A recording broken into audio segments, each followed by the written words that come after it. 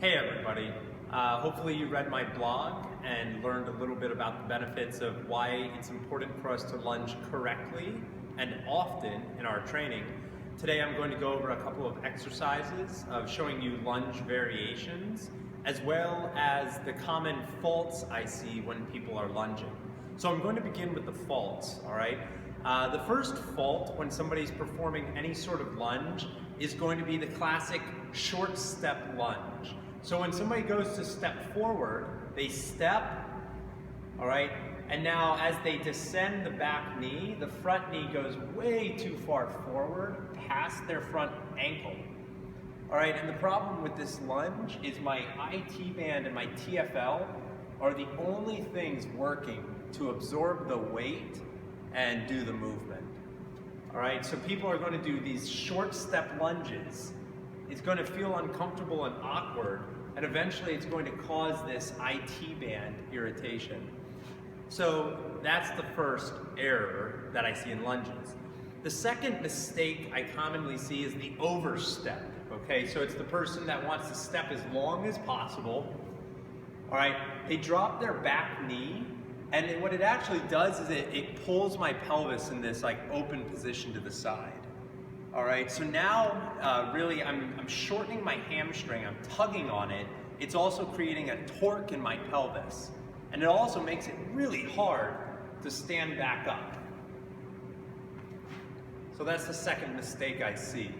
The third and probably the most common fault I see with the lunge is the valgus knee lunge. So let me show you what I mean.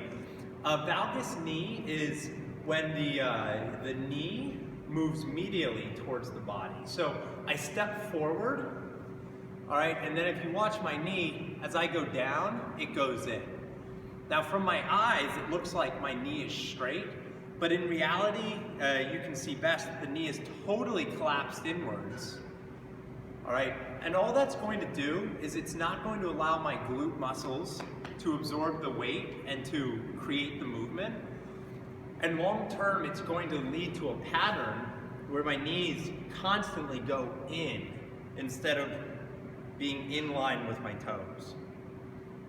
So those are the three big mistakes I see. My favorite way to perfect the lunge is called a 90-90 lunge, all right? So a 90-90 lunge, I usually will step back, all right? And then I'm going to drop my back knee about 3/4 of the way. Eventually I go all the way down, and you want to see a 90-degree angle on your back knee and your front knee. Your front knee is directly over your front ankle, and your back knee is directly under your back hip.